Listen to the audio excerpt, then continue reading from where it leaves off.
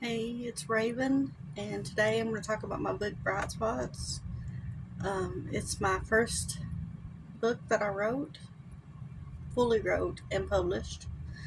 Um, I came up with the title because while I was writing, the that phrase kept coming up, bright spots, in the book, and one time in particular it came up, and I was like, "That's a great title for it." So whenever you're writing your books and you're worried about the title, don't worry about the title until the end of your book, because somewhere in your book will be the title. It's just like in music, somewhere in music the title is in there somewhere. But Bright Spots is a young adult LGBTQ plus YA. Did I say YA already? It's a contemporary. Sorry if I did. It's a contemporary drama with romantic aspects. I first started writing it thinking it was going to be a romance, but I got a lot of critiques that were very mad at me, because I was saying it was romance, and apparently it doesn't follow the right beats for a romance. I haven't read um, Romancing the Beats, so I don't know what each beat's supposed to be, but I'm starting to call my writing drama instead of romance. So I'm a drama author because that seems to fit. But with Bright Spots, I started writing it in 2020 during the, you know, and I was really depressed before that event started. I spent a year doing nothing but sleeping and going to the restroom and eating, and I was just in a really bad headspace, and I didn't really want to live anymore. But I hadn't done anything, and I knew I wanted to write something. I'd always daydreamed, and I'd always written things and things like that. So I had this story stuck in my head, and it was about a teenage boy who was very depressed, like I was, and he was very ostracized for some reason, and no, he had no friends until this one other boy started talking to him and flirting with him, and they got together, and that was the start of the story. It changed a lot over the process.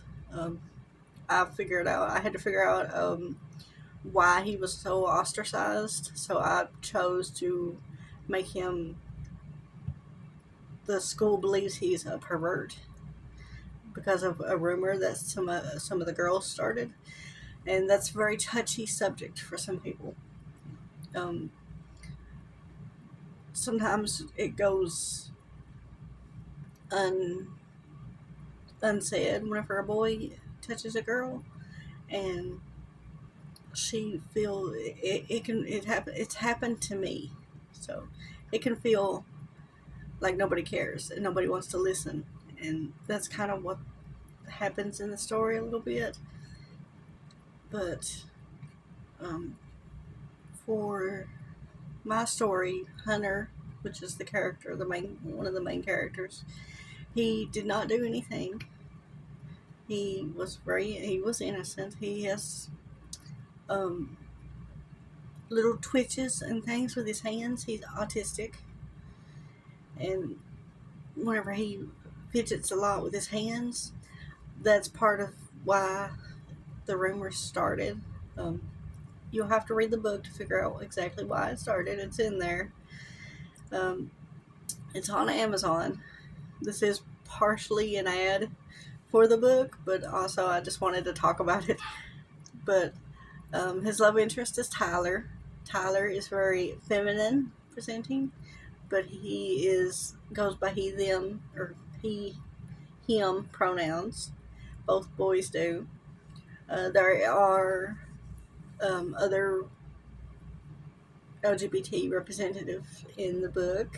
Their Hunter's father figure is non-binary and has just recently came out as non-binary, and goes by, they're still figuring out, in this book they're still figuring out what pronouns they want to use, but Hunter calls them they.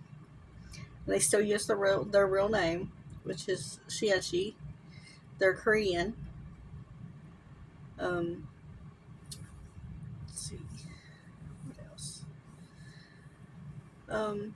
The reason I made Hunter autistic is not because I wanted to have an autistic character in my book, but because I gave him a lot of traits that follow me, that are like, that I do, like this. You just caught me doing this. That's similar to what he does, and I also clap my hands. I do believe I am autistic.